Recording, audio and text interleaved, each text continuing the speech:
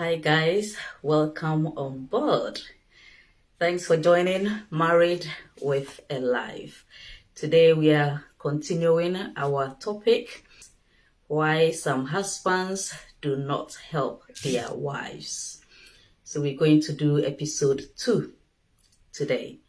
And I hope you've been looking forward to this episode because it took a little bit of time for me to be able to make this happen. But hopefully the next one will not be that far away. So thanks for joining once again. Please share this link, share on your timeline so that we'll get more people to join us. And if you are new here and this is the first time you are seeing my videos, there is episode 1 of this series. So please make time and watch it. And you are warmly welcome on board. We're going to start from last episode. I'll just do a little recap. And then I also posted a link on this Facebook page for those of you who want to share your ideas, your thoughts on the topic, to go on there and put something together for me. Okay, so if you've got reasons why you are not helping your wife, or if your husband has given you reasons why he's not helping you, even if you are single and you've got ideas about why, maybe you've been around your siblings or it could be your own parents, why is your father not helping, you can put it in on that form for me. Your name will not be shown, so I wouldn't know who is saying what. Okay, so just make use of that link and it will really go a long way to help us. So some people have graciously done that, and there was a question that was asked on the form, so I'm going to do my best to answer. So when you share your thoughts, also put any questions that you have there. It can be about the topic or anything at all, and I will try and answer them alongside the various episodes that will be hosted. Thank you once again. I hope you've shared this link with someone. So last episode, we said that some men do not know how to perform any household chores or do any chores at home because they were not brought up that way. So the upbringing and the culture doesn't help men to really, or husbands to really support their wives at home.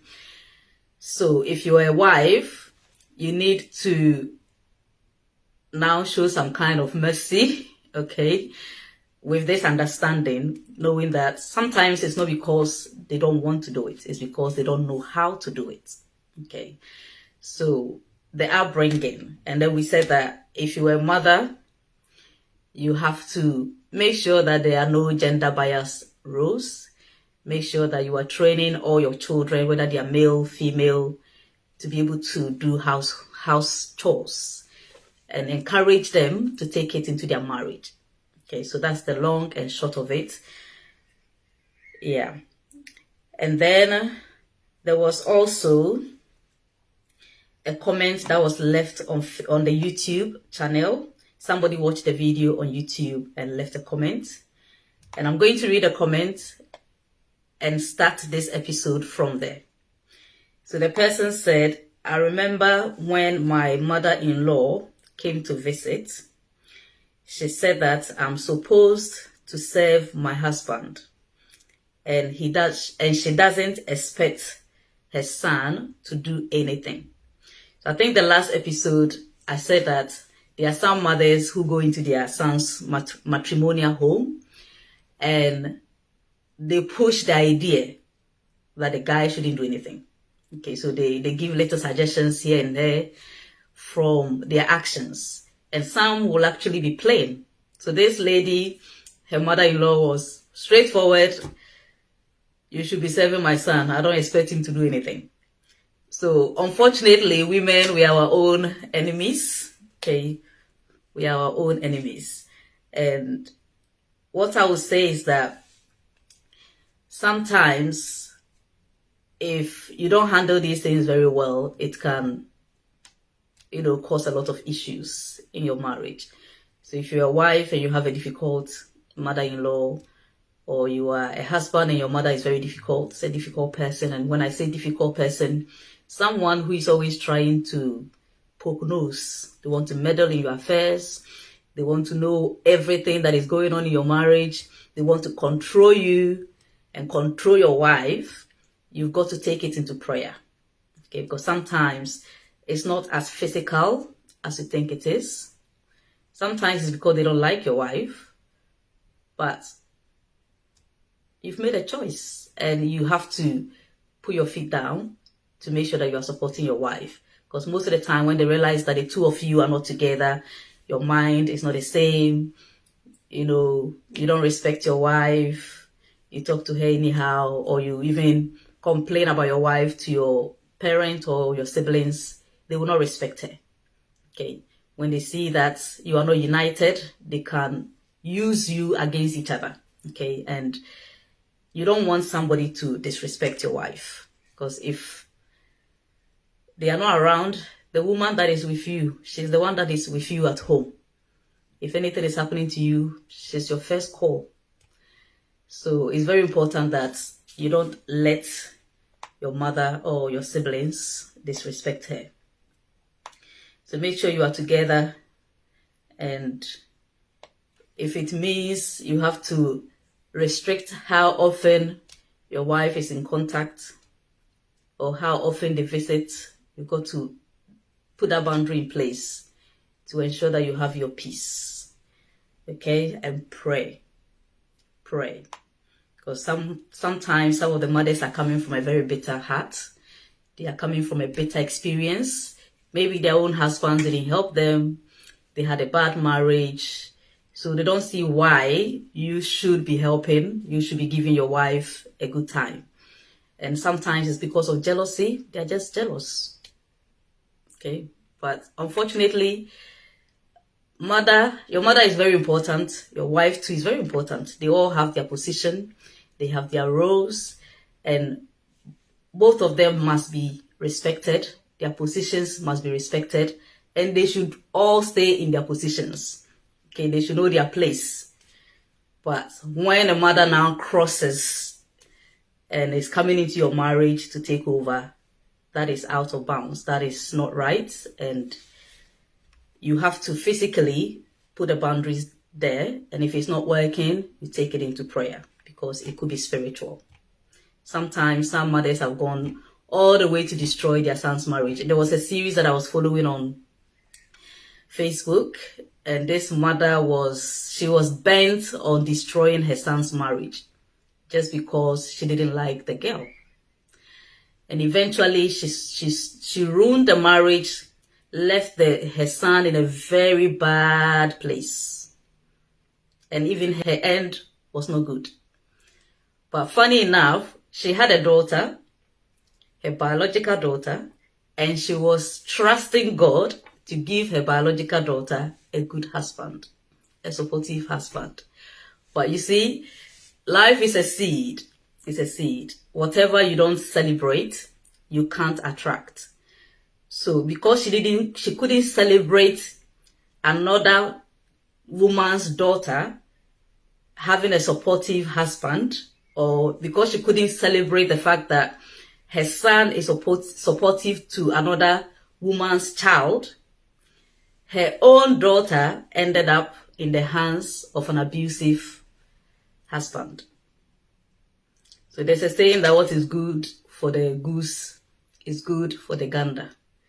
So if you want something good for your own children, your biological daughter, then you have to also be happy when you see your son doing it for somebody's child. If you sow that bad seed by trying to push your daughter-in-law out of their marriage, whatever the reason, your son has chosen them. Your son knows her better than you. He knows what he's seen before choosing. So you just have to find a way to make it work. Especially if you've got daughters, make sure that you are treating somebody's own daughter well. so that your daughters will not reap the consequences of what you have done. So that's my take on that comment that the lady put there. There's another question, but I think I will answer that at getting to the end. So we're looking at the second reason, which is wrong mindset. So I did touch a little bit on that. And I said that sometimes people, even the culture or society, makes it feel like if you are helping your wife, you are stupid. Okay, so that mindset has traveled down from when the child is a boy, when they are growing in their youth, they hear these things, they see these things, so they carry it along. So let's look at mindset. Your mindset is a set of beliefs that shapes how you make sense of the world and yourself. A person's mindset is shaped by their upbringing or culture, their experiences, their education, and exposure. So mindset influences how you think, how you feel, and then how you behave. So I've done this a little bit on the WhatsApp group with the Swalians, CBT, how what you think about can affect how you feel and then affect your overall behavior.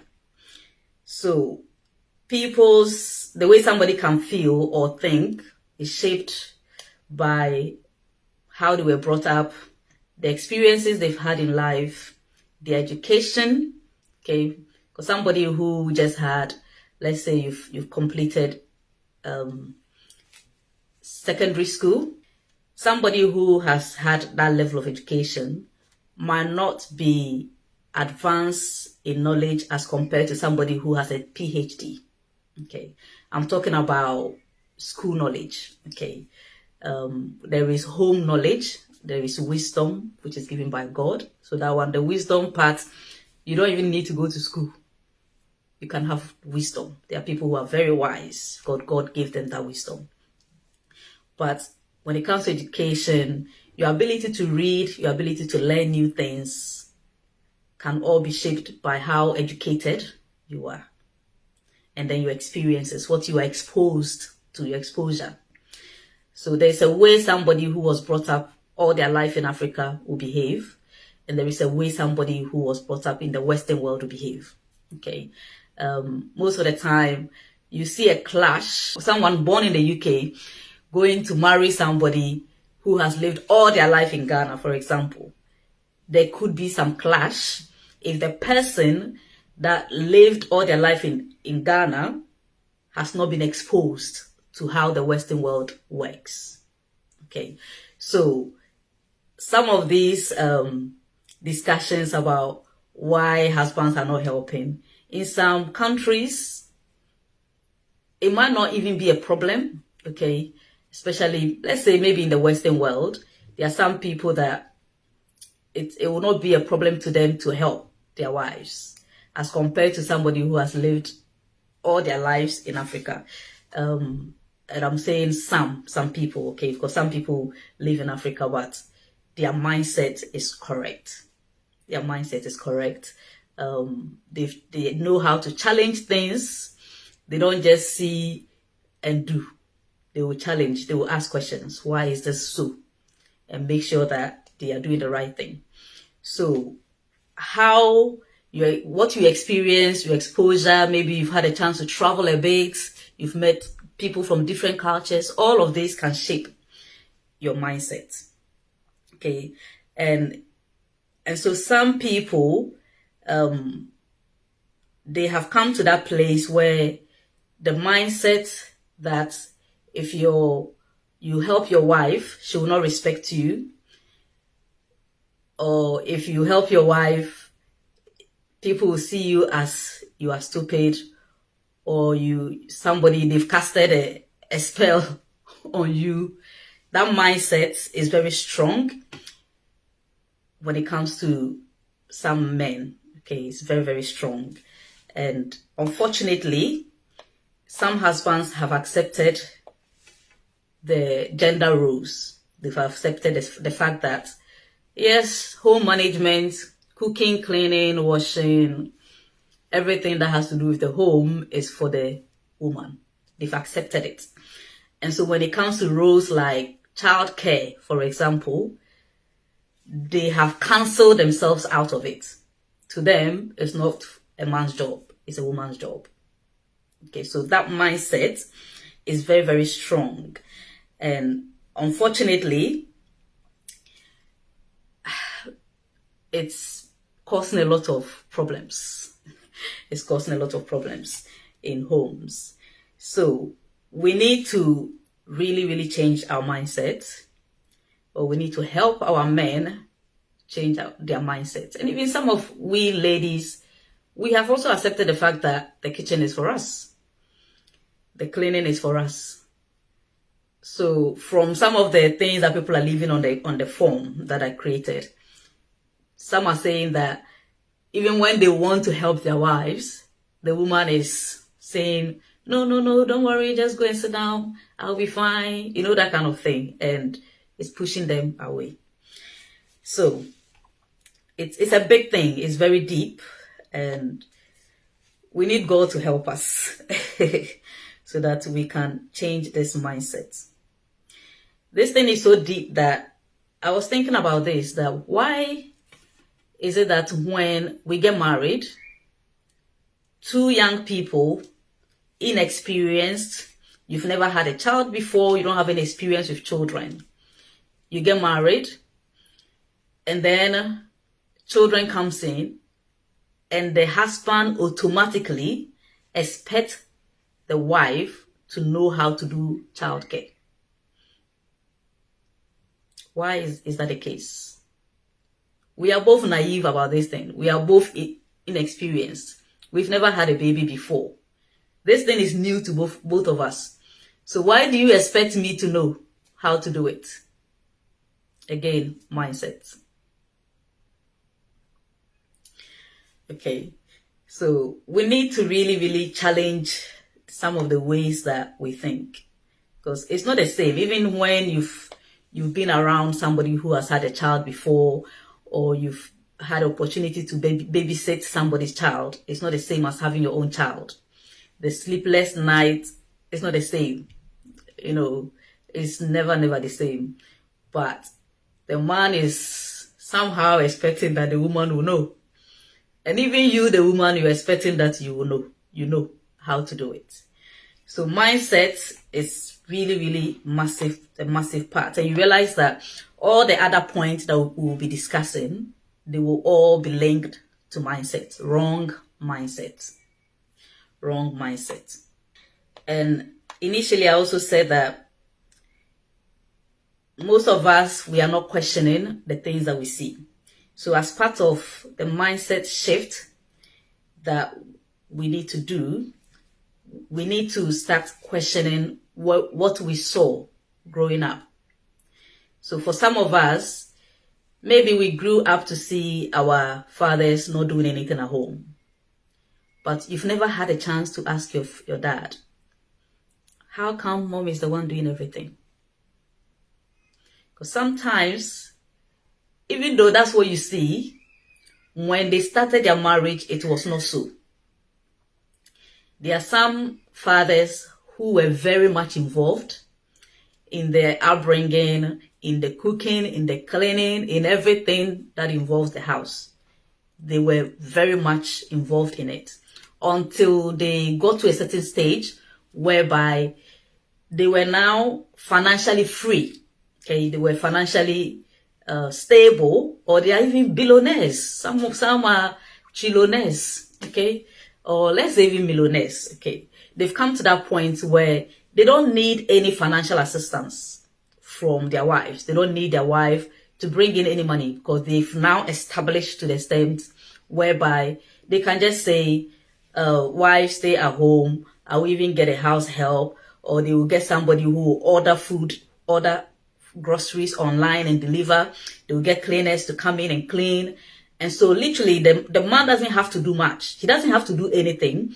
Maybe the only thing the woman has to do is to cook, because the man wants his wife to cook his food. Okay, so that is there, and some of us have grown to see our, mothers and fathers living that way, and we thought that that is how it is, but they didn't start that way.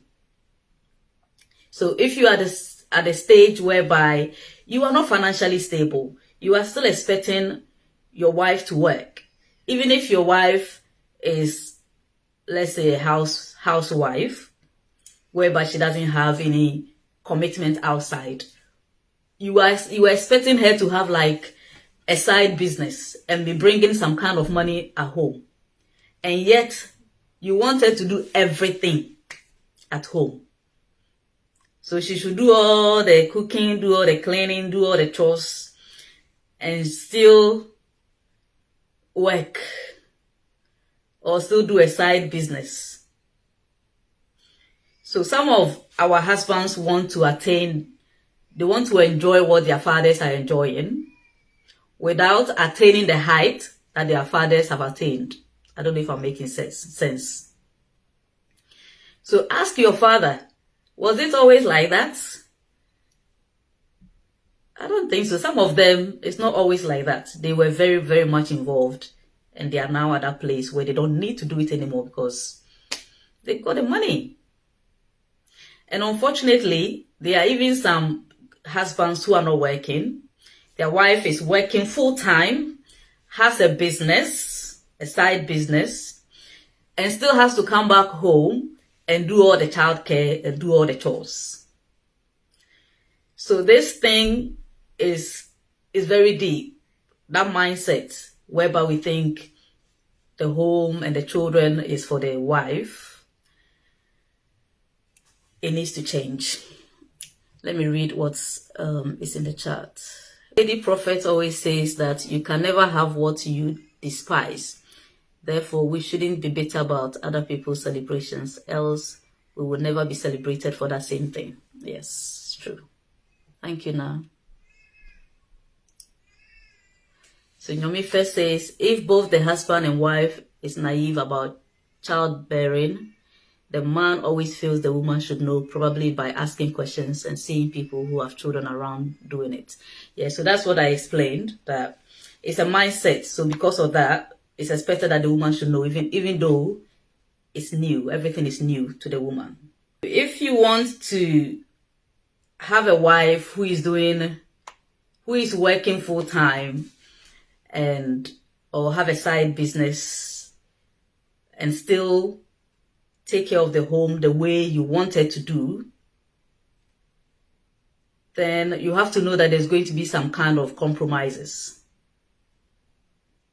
Especially if you're not financially stable, you have to compromise. You have to be ready to support that lady. If not, she's going to be too tired. She's going to break down. You're not going to enjoy your wife. Okay? And even the disadvantages of not getting involved with your children, we will come to that later on as the series progresses. The disadvantages, the cost is very huge. Okay, it's very, very huge. So weigh your costs very well. The decisions you are making about leaving everything for your wife to do, weigh it very well. Especially if your wife is working. If she's working and you're expecting her to bring money in to the house, or you're expecting her to be running a business, then you can't expect her to still be giving 100% attention to the home. Something must give. You should be ready to sacrifice your time and also help her. So let's look at a question that somebody asked. I don't want this episode to be too long. So I'm going to look at a question that somebody asked. At the last episode, I mentioned that when we started having children, the expenses increased. So we had to look for ways to bring in more money. So somebody's asking, how did the two of you share the cost of taking care of the household when the expenses shot up? And then number two, the same person, in case one partner is not working and there is an increase in expenses, will it not weigh the other person down? Okay, so this question was asked by a single. So thank you guys, those of you who have used the forms. Very good question. When I saw this question and I saw the part that it says, how did the two of you share the costs? Share the costs. I just remember this thing that they do in Ghana, which I don't know why they do it that way. When I don't know whether it's every African country or just Ghana, but the men, the husbands, when they are going out, they'll put money on the table. That's a chalk money. For their wives, that is chalk money. So whatever the amount is, you have to make do with it. I don't know why people do that. I don't know why. And also sometimes there are families that the husband will say, you the wife, you are the one that will take care of the school fees, and then I will be the one taking care of the bills. Let's say the rent, the electricity bills, and that kind of thing. So they share. So that's the background I think this question is coming from. So when I saw it, I just laughed. Because we don't share. I don't know how to explain this.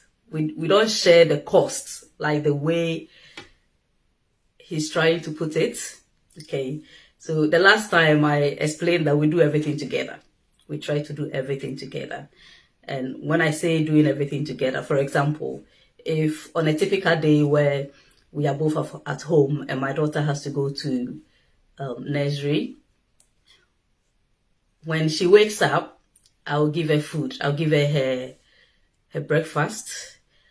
And then her dad will bath her. Whilst she is bathing, I will be getting her bag, her school bag ready. So normally when you are taking children to nursery, you need pampers and then you need nappies in the bag. You need extra clothing, wipes, and nappy bag, all those stuff. So I'll get that ready, make sure there's snacks in there for her, and then I will iron what she's going to wear. And when he finished bathing her, the clothing would have been ready, and then he would dress her up. And after that, sometimes he would take her, he'll go and drop her, or depending on how the day is, I'll go and drop her. And sometimes I'll go and pick her, or he will go and pick her. We don't have a rigid pattern that you are the one that has to prepare her to school. You are the one that has to go and pick her. We don't have that rigid pattern. We look at who is available, who is free at the time, and then we just work hand in hand to make sure that everything goes quickly. That's what we do. So it's the same principle we use for our finances. So when I did the series, which is no longer on Facebook, it's on YouTube, on the YouTube channel, Married with a Life, my journey from courtship to life after honeymoon, I did explain that we had a budget sheet. So there's a big spreadsheet that we use. We use that to plan for our wedding. Okay, so we still use it to date. We still use it. So we just put everything there. How much is coming from me? So my job, his job. So the household income. How much is coming from my husband? How much is coming from me? We put it on the sheet. How much is coming from our other streams of income? So for instance, we sell our books, we host the marriage preparation classes, and we have other streams of income. We put it there. How much is coming from each of them monthly. Our job is the most, let's say, is the most consistent one that we know that at the end of each month, by fire, by force, money is coming from that side. And we know the specific amount coming from that side. The other streams of income, it varies. Because sometimes if there are sales, then you get money. If there are no sales, and so forth. So some of the streams are doing better, others are still picking up. But our job is our main source. Okay, so we know that at the end of the month, based on all the streams of income, this is how much we have as a household, our household income. It's not how much my husband has. It's not how much I have. How much we have as a household. And that is what we work from. So I still have my bank account, which I had when I was single. My husband still has his bank account, which he has when he was single. And then we have joint accounts for different things. So for example, we have a joint account where we save for our children. And then we have joint accounts where we save for any major things that we want to do. So we have different joint accounts. So when our household income comes in, I don't know how to put it. So at the end of the month, all our household income is in a pot. Okay, let's say it's in a big pot, not a physical pot. Okay, but it's in a pot, and we allocate the monies appropriately. Okay, so we allocate money for food, for rents, and so forth. So normally we use my card to run the day-to-day activities. Okay, so we allocate money into my card, my account. So if we want to travel, if we want to go out and eat, if we want to bless somebody with money, we want to give a family member any help, we normally would do it from my card. Okay, so all those groceries, the food, everything will be from my card. But so assuming we want to bless somebody who is more connected to my husband, yes, he will send the money. The money will be located to his account and he will send it to the person. But it's still our money. And we've both agreed. And then his card, we normally do the major bills. So for instance, the rent, the electricity bills, water bills, we will use his card. For those big transactions, we'll use his card. But the money is all budgeted. Okay, so this is one of the things that we teach when you come to the money management class on our marriage preparation classes. Okay, so that's what we do. So if I send you money because you needed help, even though it might come from my account or in my name, it's from both of us because we've already agreed, we've budgeted for that. So some of you that maybe you're in a difficult situation, if you ask me for help and I send you money, I'll tell you to go and say thank you to my husband, especially if you're swallowing. Okay, because you are saying thank you to me, but it's not from me alone. It's the same way if he sends something to anybody and it's from his account, we have agreed. So there is no secret as to I'm doing this behind this person's back. No, I may not get involved, but I'm aware. I may not let you know that I know my husband has sent you money or my husband knows I've sent you money, but we already know it. It's something that is budgeted for.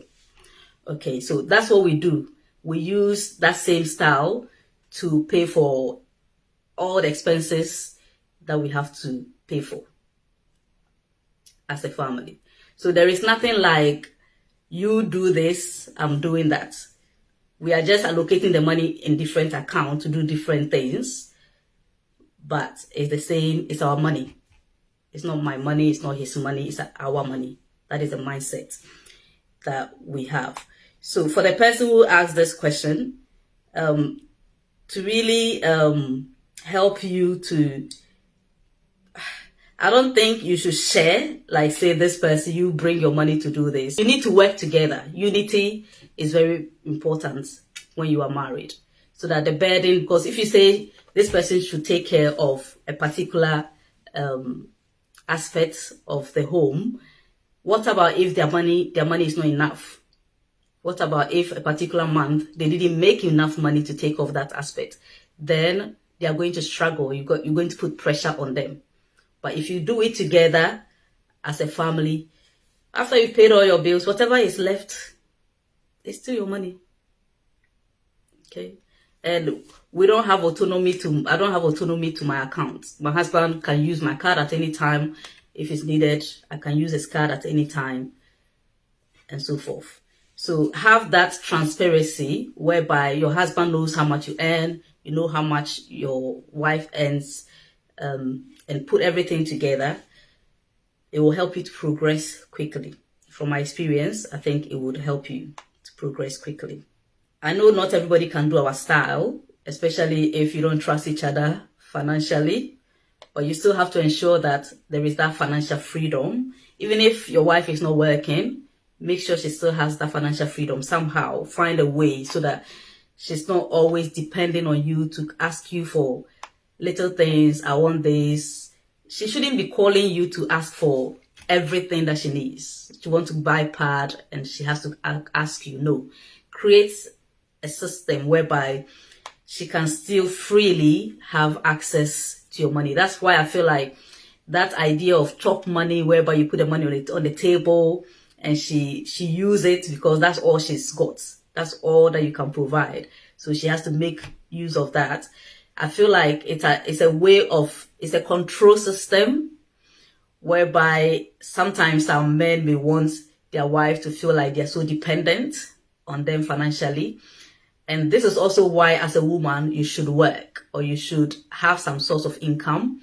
Even if it's plaiting of hair, you can do. These things brings a lot of money. If it's sewing, it brings a lot of money. So if you have any skills, you don't necessarily have to go out there and work. But if you've got any skills, you can use that to also bring money home so that you'll be respected. I don't think it's nice putting 20 Ghana cedis on the table, 50 pounds on the table. I don't think it's done in the UK. It's more Ghana putting the money on the table for her to use that. No, create that system where she can go into your account and, or put of money somewhere where if she needs something, she can go and get it without necessarily asking you. If your wife is not working, why is she not working? Is it because she's on maternity leave? Is it because she's too ill to work? Is it because she's pregnant? Or is it because you've asked her not to work? And if you've asked her not to work, then you have to understand the challenges that might come, especially if you are not financially stable. It means that you probably are going to struggle a bit. Yeah. So the person that asked the question, I don't know if I've answered your question. Okay. Make sure you have multiple streams of income. Don't dwell only on the job because you can lose your job at any time. So have multiple streams of income that can really help you so that when the expenses go up, you can easily handle it. You can also do the spreadsheet idea whereby you know your total household income, you know your expenses and your income. Okay, so how much do you spend each month? You can take the receipts. When you go out to shop, take the receipts and tally them. So you can do that for over some months and it'll give you a rough idea of how much you spend each month. And that can help you to budget. Okay, that's what we do. And live within your means. If you've got a child, don't go and rent a 2-bedroom flat, a 2-bedroom house when your salary, when that rent is going to take all your salary. Okay, you can get a 1-bedroom, or sometimes you can even get a double room, which is spacious enough. You can start from there. Okay, but if you are the type who is always doing friends visiting, everybody visiting to come and see that you are married and you live in the house, then you'll be too shy to live in a single room or you'll be too shy to live in a double room. So in that case, you want to do big so that people will see that you are doing well. But there is no point to prove to people that you are doing well if you are struggling financially. Okay, so cut down on your rent, your expenses, live within your means, make you and your family, your nuclear family, husband, wife, children, you are the priority before anything else, before anyone else. So if you don't have money, don't go and give half of your salary to your brother. If it's a matter of life and death, whereby he's in the hospital, he's sick, you can do that. But if it's he's calling you to say, I need this, blah, blah, blah. Sometimes they don't need it for anything good. Okay, sometimes they will tell you they want to start a business. You give them money for the business, it doesn't go anywhere. You don't see the business, you don't get your money back. So you've got to be wise If you are giving money, how much can we give that we will not struggle? Okay, if you think giving 200 cedis is going to mean that you can't buy soap, you can't bath, you can't have food to eat, please don't do it. Put you as a priority and live within your means. And if you are single, this is the time you start getting your finances together. Make sure that you save, because we saved for how many years? Almost 2 years plus before baby number one came, but still we still felt like there was a stretch. So imagine if you don't have anything at all, then it's going to be a real deal for you. Okay, so please take that seriously if you are single. I'm going to leave it here. Next time we'll talk about reason number 3, and then hopefully I'll answer more questions. If you've got any personal questions that you put on the form for me, I will answer that as well. Okay, let me see if there are any more. Somebody said if some men put their debit card down for their wives, she may swipe it all till the account runs dry. That's why I said, if you don't have the financial trust, if you don't trust the person, then it'll be difficult for you to copy our style. The attitude from the women, which makes the men not to help. At the moment, we are just addressing the men, but we'll come to the women, because most of the time the women are the cause. There are things that we say and do that makes the men, they don't even want to come near us. Okay, so Nyomife, you've got a very good point there. I'll read the rest offline and I'll respond. God bless you all. Please share this link. Before you go, share it. Leave a comment, click on the thumbs up, and make sure you share before you go. Bye-bye.